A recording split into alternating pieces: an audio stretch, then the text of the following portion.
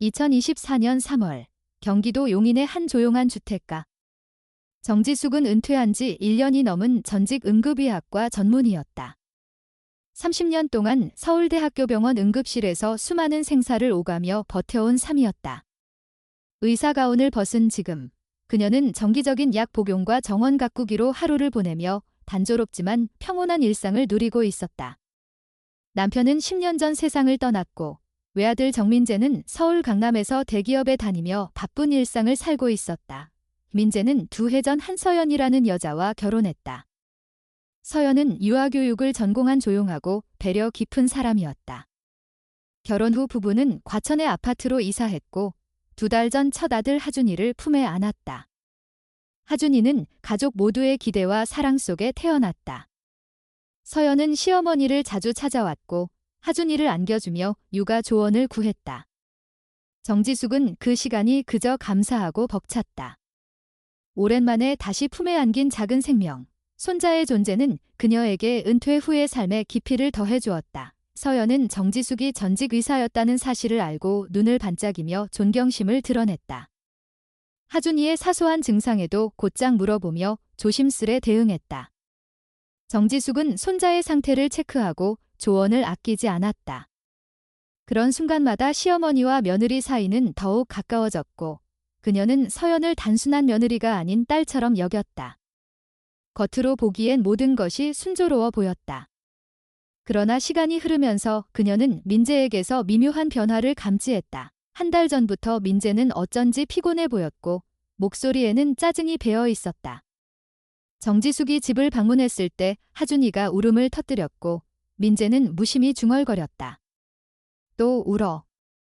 정말 그 순간 서연은 민망한 듯 얼버무렸다. 남편이 요즘 회사 일로 많이 힘들어한다며 이해를 구했다. 정지숙은 그 말이 사실일 거라 생각했다. 요즘 세대는 육아 스트레스도 크고 맞벌이 부부는 체력적으로도 감당이 어려운 경우가 많았다. 그렇게 애써 이해하려 했다. 하지만 불안감은 쉽게 가시지 않았다. 며칠 후 민재가 전화를 걸어왔다. 하준이의 울음이 너무 힘들다고 했다. 그 통화에서 정지숙은 아들이 단순히 지쳤다는 느낌보다는 뭔가 내면의 감정을 억누르고 있다는 불편한 기색을 읽었다. 말끝마다 미치겠어, 너무 힘들다는 표현이 반복되었고 하준이의 울음소리가 전화기 너머로 들려왔다. 그 소리에 이어진 민재의 짧은 한숨은 결코 가벼운 것이 아니었다. 그로부터 사흘 뒤 서연이 혼자 정지숙의 집을 찾았다. 눈가가 젖어 있었고 표정에는 어떤 두려움이 섞여 있었다. 조용히 앉아 말을 꺼낸 서연은 남편이 요즘 하준이를 안지도 않고 심지어 울음을 참지 못하고 고함을 치기도 했다고 털어놓았다. 그녀는 자신이 너무 무서웠다고 했다. 혹시나 민재가 아이에게 뭔가 해를 입히지는 않을까 두렵다는 말이 마음을 찔렀다. 정지숙은 당황했다. 민재는 자신이 키운 아들이었다. 성실하고 책임감 있는 사람이었다. 그가 아버지가 되며 이런 반응을 보인다는 사실을 도무지 믿을 수 없었다. 그러나 며느리의 말은 가볍지 않았고 그녀가 느끼는 두려움은 현실적이었다. 그렇다고 확신 없이 민재를 의심하는 건 또 다른 상처를 만드는 일이었다. 그날 이후 정지숙은 서연의 말과 민재의 반응, 그리고 하준이의 울음 사이에서 무겁게 갈등했다. 며칠 후 토요일 아침, 민재와 서연이 하준이를 데리고 왔다. 쇼핑을 다녀오겠다며 아이를 맡기고 잠시 외출하겠다고 했다. 정지숙은 평소처럼 환하게 웃으며 받아들였다. 서연은 조용히 아이를 안겨주었고 그 순간 그녀의 얼굴에 잠깐 스친 묘한 표정을 정지숙은 지나치지 못했다. 평소와 다르지 않은 듯 보이면서도 어딘가 더 깊은 무언가가 깃들어 있는 듯했다. 하준이는 잘 자고 있었고 평소처럼 천진난만한 얼굴이었다. 정지숙은 아이를 품에 안고 조용한 거실 소파에 앉았다. 모든 것이 평화로워 보였다. 하지만 이날이 그녀의 인생에서 다시는 돌아갈 수 없는 방향으로 모든 것을 바꾸게 될 날이라는 것을 그 누구도 예상하지 못했다. 이제 그녀는 더 이상 병원의 응급실에 서 있지 않았다. 그러나 손자의 울음이 멈추지 않는 순간 오랜 세월의 본능이 깨어나기 시작했다. 아직은 아무도 모른다. 하지만 그 울음은 단순한 배고픔이나 기저귀 때문이 아니었다. 그리고 이 조용한 아침은 결코 평범하게 끝나지 않을 터였다. 하준이가 울기 시작한 건 민재와 서연이 집을 나간 지 약 30분이 지난 뒤였다. 처음에는 평범한 울음처럼 들렸다. 정지숙은 준비해둔 분유를 데워 먹이려 했지만 하준이는 입을 꾹 다물고 고개를 저었다. 울음은 점점 더 거세졌고 이내 쉼없이 이어졌다. 그녀는 하준이가 졸리거나 배고픈 게 아니라는 걸 직감했다. 30년 가까이 응급실에서 수많은 아이들을 봐왔던 경험이 이 상황을 단순한 짜증으로 치부하지 못하게 했다. 정지숙은 마음을 가다듬고 아이의 상태를 면밀히 살폈다. 눈동자는 초점을 잃은 듯 불안정했고 울음은 통증을 동반한 절박함이 느껴졌다. 그 순간 그녀는 옷깃에서 마른 구토 자국을 발견했다. 서연에게서는 아무 말도 들은 적 없던 내용이었다. 심박이 올라갔다. 의사로서의 직감이 강하게 경고를 보내고 있었다. 이건 단순한 보챔이 아니었다. 분명 아이의 몸에 문제가 있다는 신호였다. 정지숙은 하준이를 소파 위에 조심스레 눕히고 상태를 더 자세히 확인하기로 했다. 옷의 스냅 단추를 풀었고 그 안에서 그녀는 말문이 막혔다. 복부에 퍼져있는 누렇게 변색된 멍자국들이 드러났다. 경험상 적어도 일주일은 된 상처였다. 의사의 눈은 그 진단을 결코 놓치지 않았다. 더 위로 옷을 걷었을 때 허벅지에 더 선명한 보라색 멍이 있었다. 손가락을 가져다 대자 미세한 부기와 함께 따뜻한 열감도 느껴졌다. 머리를 조심스레 만져본 순간 뒤통수에서 부종이 감지되었다. 단순한 실수로 생긴 상처가 아니었다. 몸 전체에 걸쳐 시기와 깊이가 다른 외상이 확인되었고 이건 명백한 학대의 흔적이었다. 이후로의 판단은 본능적이었다. 그녀는 곧장 핸드폰을 들어 전화를 걸었다. 민재와 서연에게 연락을 시도했지만 두 사람 모두 전화를 받지 않았다. 정지숙은 떨리는 손으로 음성 메시지를 남겼다. 하준이의 상태가 심각하니 즉시 연락을 달라는 짧고 단호한 내용이었다. 구급차를 부를까 잠시 고민했지만 병원까지는 차로 15분 거리였다. 자신이 운전하는 편이 더 빠를 수 있다고 판단했다. 그녀는 아이를 카시트에 안전하게 앉히고 서울대학교 병원으로 향했다. 아이의 울음은 계속되었지만 점점 약해지는 느낌이었다. 정지숙은 그게 더 무서웠다. 아이가 지쳐 울음을 멈추는 순간은 의식이 희미해지고 있다는 경고일 수도 있었다. 머릿속은 복잡하게 돌아갔다. 누가 이 아이를 이렇게 만든 것일까? 민재가 맞을까? 아니면 서연? 둘 다 아닐까? 생각은 수십 갈래로 갈라졌고 그 어떤 결론도 위안을 주지 못했다. 병원에 도착하자마자 정지숙은 익숙한 긴급 진료실로 향했다. 수십 년 몸에 밴 기억처럼 절차는 빠르고 정확하게 진행되었다. 접수처 간호사는 그녀를 알아보았고 정지숙은 아이가 학대를 당했을 가능성이 있다고 명확히 전달했다. 담당 소아청소년과 전문의는 그녀의 오랜 동료였던 김사라였다. 김사라는 하준이를 신속히 진찰했고 몇 분 뒤 침묵을 깨고 말했다. 진단은 명백했다. 흔들린 아이 증후군. 외부 충격으로 인한 뇌손상의 전형적인 징후들이 확인되었다. 김사라는 곧바로 CT와 망막 검사, 전신 촬영을 지시했다. 간호사들이 하준이를 데리고 검사실로 이동했고 정지숙은 진료실 앞대기 의자에 홀로 남았다. 병원에서 수많은 사람들의 생사를 오가며 결정을 내리던 자신이 이제는 아무것도 할 수 없는 입장이 되었다는 현실이 낯설었다. 핸드폰을 계속 확인했지만 민재와 서연에게서는 아무 연락도 오지 않았다. 단순한 외출이라기엔 연락이 지나치게 없었다. 검사가 끝난 후 김사라가 돌아왔다. 그녀는 조용한 목소리로 검사 결과를 설명했다. 경미한 뇌손상, 망막 출혈, 몸 전체에 걸친 다양한 시기의 타박상. 이것은 단발적인 사고가 아니라 반복적이고 의도적인 폭력의 결과였다. 김사라는 이 사실을 아동학대 전담 경찰팀과 아동보호기관에 신고해야 한다고 말했다. 정지숙은 고개를 끄덕였다. 머리로는 모든 걸 알고 있었지만 마음은 무너지고 있었다. 신고 절차가 시작된 뒤 병원 측은 즉시 경찰에 연락했고 수시간 후 정민재와 서연이 병원으로 도착했다. 서연은 하얗게 질린 얼굴로 접수처를 향해 달려왔고 민재는 떨리는 목소리로 아이의 상태를 물었다. 정지숙은 아무 말도 할 수 없었다. 자신이 알고 있는 사실들을 어떻게 말해야 할지 알 수 없었다. 이 순간 그녀는 의사가 아닌 할머니였다. 그리고 누군가 자신의 손자를 해쳤다. 그 진실은 피할 수 없었다. 병원 복도 끝에서 걸어오는 형사의 모습은 무겁고 낯설었다. 서울 강남경찰서 아동학대 전담수사관 김도현 형사였다. 그는 정지숙 가족의 이름을 부르며 접근했고 병원 내부의 공기가 일순간에 얼어붙었다. 서연은 숨을 들이켰고 민재는 얼굴에서 핏기가 사라졌다. 김 형사는 차분한 어조로 묻기 시작했다. 마지막으로 하준과 함께 있었던 사람이 누구였는지, 맡긴 시간은 언제였는지 정지숙은 담담하게 대답했다.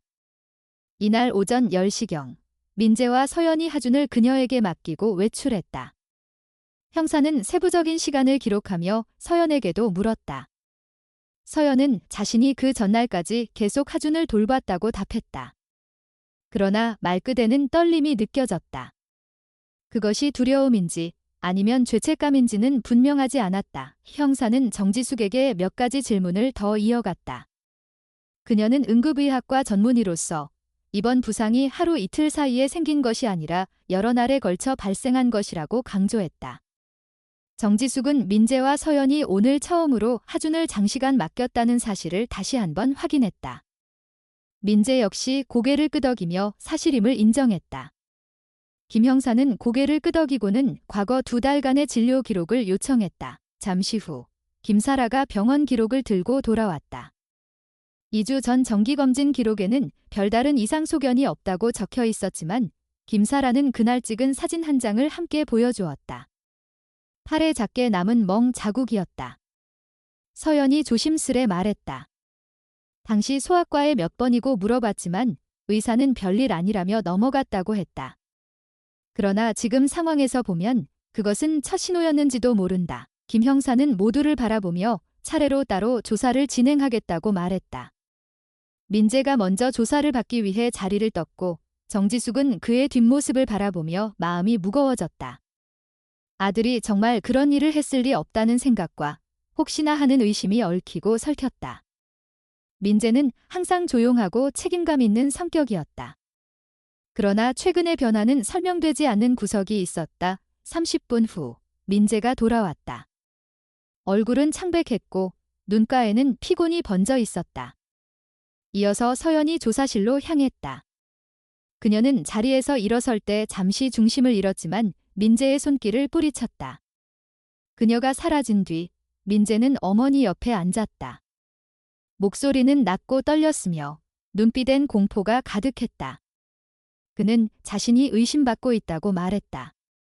조사에서 스트레스를 받았는지 아기 울음에 짜증을 낸 적이 있는지 등 다양한 질문이 이어졌다고 했다. 민재는 솔직하게 대답했다고 말했다. 회사 일이 많아 피곤했고 하준이 울면 가끔 짜증이 났지만 절대 손을 대거나 상처를 낸 적은 없었다고 강조했다. 정지숙은 그의 눈을 바라보았다. 30년 동안 환자의 진실과 거짓을 구분해온 눈이었다. 그녀는 아들의 눈에서 거짓을 찾을 수 없었다. 거기엔 혼란과 두려움만이 남아있었다. 정지숙은 민재의 손을 가만히 잡고 말했다. 그녀는 믿는다고 했다. 아무리 흔들려도 자신은 아들의 진심을 믿겠다고 했다. 민재는 고개를 떨구며 조용히 눈물을 흘렸다. 1시간쯤 후 서연이 돌아왔다. 눈은 부어 있었고 손끝은 차가워 보였다. 그녀는 조용히 자리에 앉았고 숨을 고르며 입을 열었다. 그녀는 형사가 남편의 말투, 반응, 행동을 계속 질문하며 집중적으로 물어보았다고 했다. 자신도 처음에는 방어하려 했지만 결국 사실대로 말했다고 했다. 민재가 하준을 안지 않은 지 꽤 되었고 최근에는 고함을 지른 적도 있다고. 민재는 놀란 얼굴로 서연을 바라보았다. 서연은 고개를 저으며 말했다. 자신은 민재를 범인이라고 지목한 적은 없지만 형사가 묻는 것에 거짓말은 하지 않았다고. 그 순간 김 형사가 복도로 돌아왔다. 모두에게 감사하다고 인사한 그는 수사는 계속되며 하준은 당분간 병원에 입원해 관찰을 받을 예정이라고 밝혔다. 정지숙은 조용히 물었다. 지금 누구를 의심하고 있는지. 김 형사는 조심스럽게 답했다. 아직 명확한 용의자는 없으며 증거 수집 중이라고 했다. 그러나 그의 시선은 민재에게 오래 머물렀다. 민재는 자리에서 벌떡 일어나 외쳤다. 자신은 아무 짓도 하지 않았다고. 절대 아이에게 손을 대지 않았다고. 그러나 복도에서 속삭이는 간호사들의 시선은 이미 판단을 내린 듯 했다. 젊은 아버지의 스트레스, 그 흔한 이야기. 정지숙은 민재의 어깨를 감싸며 조용히 말했다. 괜찮다고. 진실은 반드시 드러난다고. 그러나 그녀의 내면엔 여전히 의심과 불안이 소용돌이치고 있었다. 정말 민재는 아무 잘못이 없는 걸까? 아니면 어머니라는 이름으로 끝까지 보고 싶지 않았던 진실을 외면하고 있는 건 아닐까? 진실은 아직 안개 속이었다. 다음 날 아침, 정지숙은 김도현 형사에게서 전화를 받았다. 병원으로 와줄 수 있냐는 짧은 요청이었다. 짐작은 갔지만 그녀는 마음을 다잡고 병원으로 향했다. 병원 로비에는 이미 민재와 서연이 도착해 있었다. 민재의 얼굴은 한밤중 한숨도 자지 못한 사람의 그것이었다. 눈 밑은 짙게 꺼져 있었고 입술은 색이 없었다. 서연은 그의 옆에 앉아 있었지만 시선을 맞추지 않았다. 김 형사는 세 사람을 회의실로 안내했다. 책상 위에는 몇 장의 서류가 놓여 있었고 그 위에 놓인 증거물은 그리 많지 않았지만 그 무게는 무겁게 느껴졌다. 김 형사는 먼저 정지숙을 바라보며 말했다. 조사 결과 그녀는 학대와 관련이 없다고 확인되었다. 병원 기록과 동네 CCTV, 교통 기록까지 모두 정밀히 분석된 결과였다. 그녀는 안도했지만 그 직후 이어질 말이 두려웠다. 형사는 민재를 바라보며 회사 출입 기록과 위치 추적 결과를 설명하기 시작했다. 지난 수요일 오후 2시, 민재는 분명히 회의실에서 팀 미팅 중이었다. 월요일 오전 11시에는 압구정에서 고객과 점심을 함께했다는 증거도 확보됐다. 하준이의 주요 외상 발생 시점과 정확히 겹치는 시간들이었다. 형사는 고개를 들고 조용히 말했다. 정민재 씨는 용의선상에서 제외됐다고. 민재는 아무 말 없이 자리에 주저앉았다. 입을 막고 어깨를 떨었다. 그동안의 억울함이 무너지듯 흘러나왔다. 서연은 그의 등을 조용히 쓸어내렸다. 그러나 정지숙은 그 장면에서 이상한 기운을 느꼈다. 서연의 말투와 눈빛, 그 모든 것이 너무 침착했다. 너무 계획적이었다. 그녀의 고개가 서서히 서연을 향했다. 그리고 김 형사의 시선도 마찬가지였다. 형사는 서연에게 질문을 던졌다. 평일 낮 시간, 하준이와 단둘이 있었던 시간 동안의 행적을 확인할 수 있는 사람이나 CCTV가 있는지. 서연은 고개를 저었다. 대부분 집에 있었고 함께 있었던 사람은 하준뿐이라고 했다. 형사는 조용히 고개를 끄덕이며 책상 위의 문서를 들어 올렸다. 전날 밤 법원에서 확보한 영장을 통해 서연의 휴대전화 기록과 검색 내역을 확보했다는 내용이었다. 형사는 검색어 몇 개를 천천히 읽어내려갔다. 아기에게 흔적 없이 상처 주는 방법? 흔들린 아이 증후군 초기 증상. 아동학대 처벌 회피 사례. 정지숙의 숨이 멎는 듯 했다. 민재는 아내를 향해 천천히 고개를 돌렸다. 이게 뭐야? 그의 목소리는 믿을 수 없다는 듯한 울림으로 번졌다. 서연은 침묵하다가 작게 말했다. 자신이 검색한 건 남편이 혹시라도 아이에게 무슨 짓을 할까 봐 걱정돼서였다고. 그러나 그 말은 너무 약했고 너무 늦었다. 김 형사는 말을 이었다. 소셜미디어 기록과 위치 기반 데이터까지 조사한 결과 서연은 3년 전부터 민재의 출근 루트를 따라 특정 카페에서 반복적으로 마주치도록 행동해왔고 이후 접근의 교제를 시작했다는 정황도 확보됐다고 했다. 민재는 고개를 들었다. 얼굴은 분노와 혼란, 배신감으로 뒤섞여 있었다. 무슨 뜻이야? 형사는 조용히 말했다. 서연이라는 이름 외에 본명 한소은이라는 이름으로 오래전 병원 기록에 남아 있었던 인물이 있다는 사실. 정지숙은 그 순간 오래된 기억 속에서 어떤 소녀의 울부짖음이 되살아나는 걸 느꼈다. 응급실에서 소리쳤던 젊은 여성. 제발 제 동생 먼저 살려주세요. 병원이 과밀했고 중증 심장마비 환자 우선 원칙에 따라 그녀의 동생은 대기하게 되었고 결국 사망했다. 그녀의 이름은 한혜린. 그리고 지금 이 자리에 앉아있는 여자는 그 언니 한소은이었다. 지금의 한서연, 정지숙은 입술이 타들어가는 것을 느꼈다. 김 형사는 병원 기록을 꺼내 보이며 2010년 3월 15일자 응급환자 기록을 펼쳤다. 당시 응급처치 우선순위에 따라 사망한 소녀, 한혜린. 담당 의사, 정지숙. 병원의 결정이었지만 그날 이후 한 가정은 무너졌고 그 상처가 지금까지 이어졌다는 사실을 아무도 예상하지 못했다. 서연은 고개를 들었다. 눈에는 더 이상 감정이 없었다. 차갑고 건조한 시선으로 정지숙을 바라보며 말했다. 기억나세요? 그날 병원에서 하얀 가운을 입은 채 순서가 있으니 기다리라고 말한 당신? 그 말 한마디에 내 세상은 무너졌어요. 정지숙은 아무 말도 할 수 없었다. 죄책감과 충격, 공포가 한꺼번에 밀려왔다. 민재는 무너진 얼굴로 서연을 바라봤다. 나를 이용한 거야. 서연은 짧게, 그러나 또렷하게 고개를 끄덕였다. 모든 것이 계획이었다. 민재와 결혼하고 아이를 낳고 그 아이를 학대함으로써 정지숙에게 똑같은 고통을 안겨주는 것, 그게 한소은이 세운 복수의 시나리오였다. 그리고 지금 그 결말이 드러나고 있었다.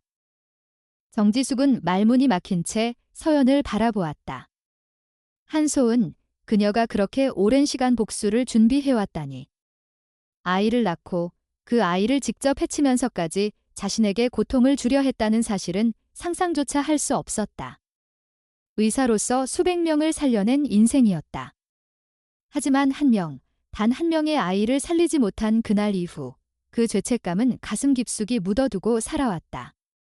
그녀는 매년 3월 15일이면 잠들지 못했다. 응급실을 그만두게 된 것도 마음속에 남은 그날의 기억 때문이었다. 그녀는 떨리는 목소리로 말했다. 자신은 한혜린을 잊지 않았다고.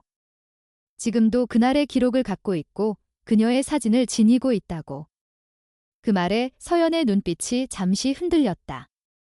당황과 혼란, 오래된 감정이 엉켜있는 듯한 표정이었다.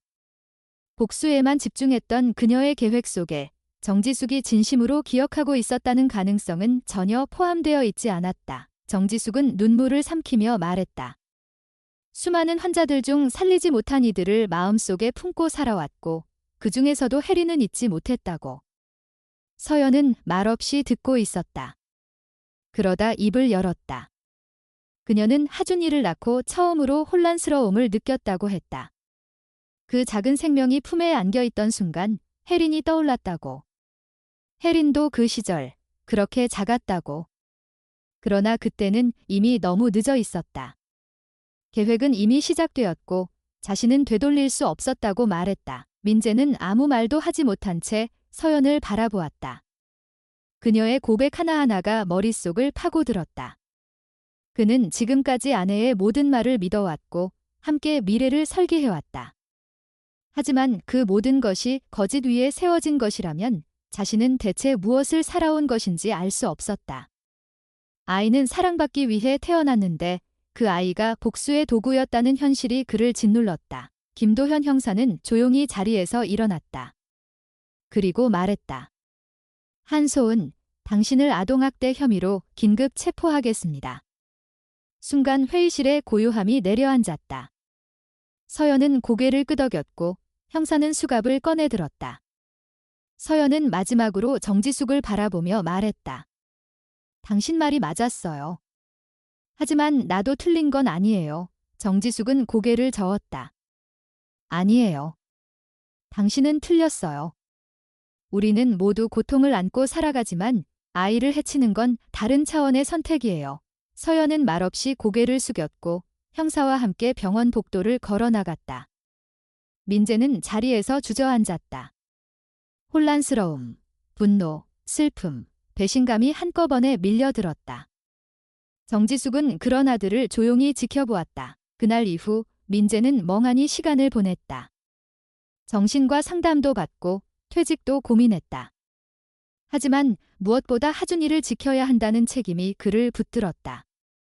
병원에서는 하준이의 치료가 계속 이어졌다. 다행히 뇌 손상은 경미한 편이었고 꾸준한 재활 치료를 통해 회복 가능성이 높다는 소견이 나왔다. 정지숙은 다시 병원을 오가며 아이의 상태를 지켜보았다. 민재는 정식으로 이혼 소송을 제기했다. 서연은 아무런 대응 없이 모든 절차를 받아들였다. 그녀는 구치소에 수감되었고 재판은 한 달 후로 예정되었다. 그동안 민재는 육아휴직을 내고 하준이 곁을 지켰다. 정지숙은 그런 아들의 모습을 보며 조용히 눈물을 삼켰다. 상처받은 가족이지만 그 안에서도 살아남은 존재가 있었다. 하준이였다. 시간이 흘러 재판 날이 되었다. 법정에 선 서연은 모든 혐의를 인정했다.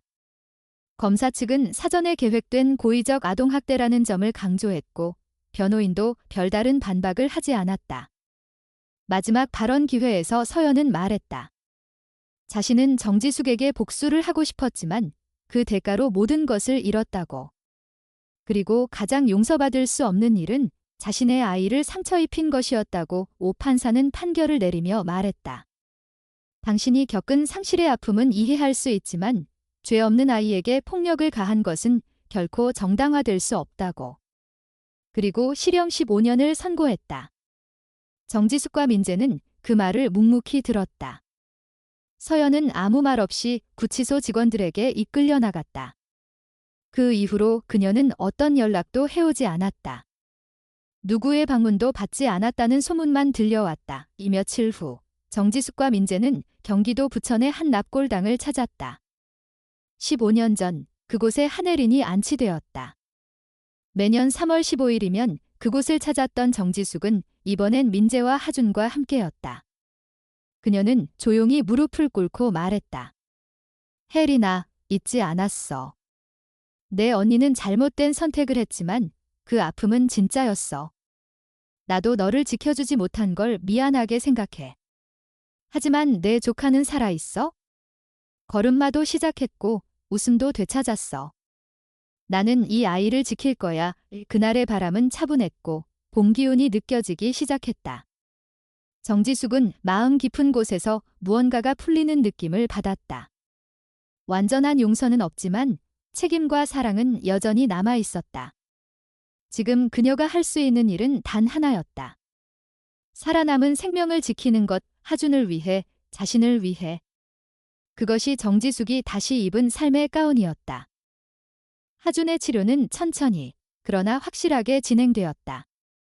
초기에는 미세한 반응에 민재와 정지숙 모두 조마조마했지만 시간이 지날수록 아이는 점점 자신의 리듬을 되찾았다. 병원에서는 정기적인 뇌파 검사와 시각반응 테스트를 병행했고 전문 재활치료사가 매주 방문해 하준의 회복 상태를 점검했다. 의료진은 기적이라는 단어를 조심스럽게 사용하기 시작했다. 그러나 정지숙은 알고 있었다. 그것은 기적이 아니라 하준 스스로의 힘이었다. 이겨내겠다는 생의 의지가 이 작은 아이를 지켜낸 것이었다. 민재는 육아에 몰두했다. 회사는 긴급한 가족 사유를 인정해 장기 휴직을 허락했다. 그는 매일 새벽에 일어나 병원 일정을 체크하고 하준의 식단을 준비했다. 서툴렀지만 성실했고 무엇보다 간절했다. 정지숙은 그 모습 속에서 자신이 오래전 바쁜 병원 일정 중에도 민재를 돌보던 그 시절을 떠올렸다. 책임감과 죄책감이 엉켜 있었지만 그는 도망치지 않았다. 그것 하나로도 충분했다. 주말이면 민재는 하준을 안고 정지숙의 집을 찾았다. 세 사람은 조용히 식사를 하고 짧은 산책을 다녀오곤 했다. 말은 많지 않았지만 서로의 시선과 침묵이 충분한 대화를 대신했다. 하준은 소리 없는 울음 대신 작은 웃음을 지을 수 있게 되었고 간호사들은 그 미소를 볼 때마다 눈시울을 붉혔다. 어느 누구도 이 아이가 그토록 끔찍한 시간을 견뎌냈으리라고는 믿기 어려웠다. 그해 가을, 민재는 법적으로 서연과 이혼 절차를 마무리했다. 이름 위의 서명은 차가웠지만 그 끝에는 새로운 시작이 있었다. 민재는 다시 혼자였고 하준과 함께였다. 서연의 존재는 이제 서류에만 남았고 현실 속에선 완전히 사라졌다. 구치소에서 연락은 단 한 번도 오지 않았다. 정지숙은 그 침묵이 차라리 나았다고 생각했다. 지금은 오직 하준만이 중요했다. 하준의 재활은 눈에 띄게 빨라졌다. 언어 치료도 함께 시작되었고 초기에는 소리만 내던 아이가 짧은 단어를 모방하기 시작했다. 병원 측에서는 놀라움을 감추지 못했다. 대부분의 유사 사례에서는 언어 지연이 장기화되는데 하준은 그것을 뛰어넘고 있었다. 민재는 매일 아이에게 책을 읽어주었고 정지숙은 손수 만든 그림 카드로 언어 감각을 도왔다. 그들의 일상은 조용했지만 단단했다. 그 즈음, 정지숙은 한 통의 전화를 받았다. 하준이의 사건을 다루었던 담당 검사였다. 서연에게 15년형이 확정되었고 항소 없이 형이 그대로 집행되었다는 내용이었다. 별다른 언론 보도는 없었고 재판 과정도 조용히 마무리되었다. 정지숙은 수화기를 들고 한참을 말없이 앉아 있었다. 그 이름이 더 이상 세상에 영향을 끼치지 않는다는 사실이 어쩐지 서글펐다. 동시에 이제 정말 끝났다는 생각이 들었다. 며칠 후 민재는 조용히 말했다. 한혜린의 묘소에 가보고 싶다고. 정지숙은 고개를 끄덕였다. 그렇게 두 사람은 다시 부천 납골당을 찾았다. 이번에는 하준도 함께였다. 낯선 공간이었지만 정지숙은 하준이 그곳에서 무언의 인사를 전했다고 믿었다. 그녀는 조용히 혼잣말로 말했다. 내 동생은 잘 살아가고 있어? 내가 반드시 지켜줄게. 민재는 그 말에 조용히 고개를 숙였다. 그것은 약속이었고 다짐이었다. 하준은 이제 걸을 수 있었다. 말도 조금씩 더 늘었고 외출 중에 낯선 사람에게도 인사를 건넬 수 있었다. 치료는 계속되었지만 의료진은 더 이상 불효라는 단어를 쓰지 않았다. 대신 경과가 좋다, 간정적이다라는 표현이 늘어났다. 민재는 육아 일지를 매일 작성했고 정지숙은 매주 병원 소견서를 정리해두었다. 혹시라도 나중에 하준이 자신의 이야기를 알고 싶어질 날을 대비해 모든 기록을 남겨두고 있었다. 시간은 조금씩 가족을 회복시켰다. 완전히 되돌릴 수 없는 상처였지만 그 상처 위에 새로운 하루가 쌓여갔다. 정지숙은 매일 아침 창가에 앉아 커피를 마시며 하준의 목소리를 들었다. 그것은 새벽 응급실의 경보음과는 전혀 다른 살아있다는 증거였다. 그녀는 더 이상 의사가 아니었지만 생명을 지켜야 하는 이유는 여전히 분명했다. 하준은 그 누구보다 강했다. 그 강인함이 민재를 일으켰고 정지숙을 다시 살아가게 했다. 그 아이는 울지 않았다. 대신 웃었다. 그리고 그 웃음은 과거를 조금씩 덜어냈다. 정지숙은 이제 확신할 수 있었다. 이 아이는 단순히 살아남은 존재가 아니라 모든 고통 위에 다시 태어난 존재였다. 그녀는 마음속으로 말했다. 하준아, 이제는 내가 우리를 이끌고 있어. 그것이 이 가족이 다시 숨을 쉴 수 있게 된 이유였다. 아물지 않는 상처 위에서 그래도 다시 시작할 수 있다는 진실. 그날 이후 그 믿음 하나로 정지숙은 하루하루를 이어갔다. 하준이 자라는 속도만큼 그들의 삶도 다시 자라고 있었다. 서연의 부재는 일상의 점처럼 남아 있었다. 민재는 하준을 혼자서 키우며 때때로 자신의 감정이 뒤섞이는 것을 느꼈다. 사랑, 분노, 배신, 그리고 아직 끝나지 않은 상실감. 법적으로 모든 절차가 마무리되었지만 감정은 그렇게 간단히 정리되지 않았다. 민재는 하준을 볼 때마다 한 가지 질문에 마주했다. 과연 자신은 그날들의 전조를 전혀 알지 못했을까? 서연이 흔들리던 그 표정, 꺼내지 못한 그 말들 속에서 그는 뭔가를 느꼈어야 했던 건 아닐까? 정지숙은 그런 민재의 침묵을 조심스레 바라보았다. 그녀 또한 자신에게 같은 질문을 던지고 있었다. 아들의 피로감, 며느리의 눈빛, 아이의 울음. 모든 것은 이미 신호였을지도 모른다. 하지만 누구도 그 신호를 언어로 해석하지 못했고 결국 모든 것은 그날에야 드러났다. 어느 날 저녁, 민재는 조심스럽게 정지숙에게 물었다. 엄마, 나 정말 몰랐을까? 그녀는 잠시 망설였다가 고개를 끄덕였다. 아무리 되짚어도 서연은 치밀했고 완벽했다. 그녀는 철저히 감정을 숨겼고 민재조차 그 계획을 눈치채지 못할 만큼 자연스러웠다. 그리고 그 사실은 오히려 더 큰 충격이었다. 사랑이라 믿었던 모든 것이 거짓이었다는 것. 그것은 단순한 분노보다 더 깊은 상처였다. 민재는 잠을 잘 이루지 못했다. 아이를 안고 있는 순간조차도 문득문득 서연의 말이 떠올랐다. 나는 너를 사랑한 적 없어. 그 말이 그를 부수었고 동시에 다시 세웠다. 민재는 자신을 지키기 위해서가 아니라 하준을 지키기 위해 견디고 있었다. 아이가 혼자가 아니라는 것을 보여주기 위해 그는 매일 아침 아이의 이름을 부르며 하루를 시작했다. 하준은 이제 3살이 되었다. 말도 제법 늘었고 색깔과 숫자를 구분하기 시작했다. 병원에서도 이제는 월 1회 진료로 줄어들었고 치료 기록은 점점 두꺼워졌다. 그러나 그 속에는 회복이라는 이름의 과정이 고스란히 담겨 있었다. 정지숙은 그 기록을 다시 읽을 때마다 2가지 감정을 느꼈다. 안도와 분노. 안도는 하준의 생존에 대한 기적 같은 희망이었고 분노는 그것을 앗아가려 했던 과거에 대한 감정이었다. 서연의 재판 이후 그녀는 단 한 번도 연락하지 않았다. 서신 한 통, 사과 한마디 없었다. 교도소 측에서도 그녀에게 가족 면회나 통화 요청이 없었다고 했다. 민재는 처음엔 그 무관심에 분노했지만 시간이 지나면서 차라리 그 편이 낫다는 생각이 들었다. 더 이상의 개입도 흔들림도 원치 않았다. 하준의 삶은 이제 오직 이곳에 이 가족 안에만 존재해야 했다. 어느 날 민재는 정지숙에게 말했다. 하준에게 언젠가는 진실을 말해야 하지 않겠냐고. 정지숙은 조용히 들었다.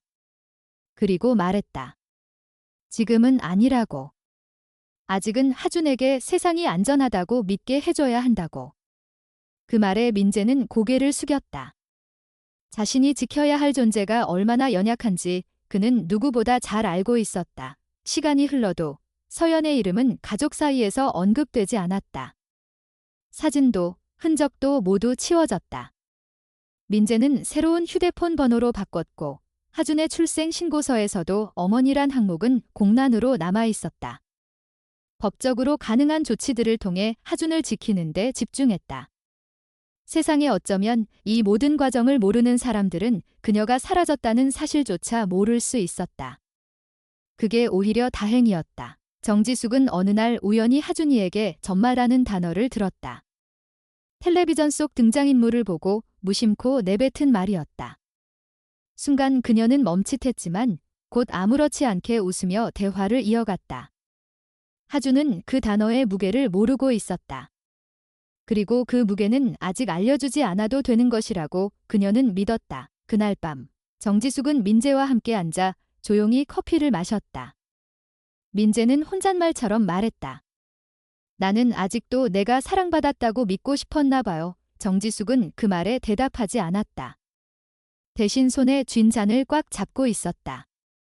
그 말이 아들의 깊은 마음에서 나온 것임을 알았기 때문이다. 하준은 그들의 상처를 잊게 하지는 못했지만 치유할 수 있게 해주었다.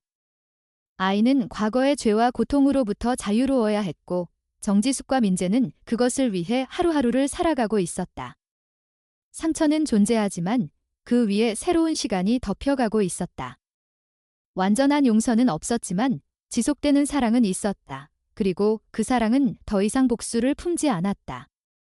그것은 오직 아이를 위한 선택이었고 아브로를 위한 결심이었다. 민재는 더 이상 과거를 묻지 않았다. 정지숙도 마찬가지였다.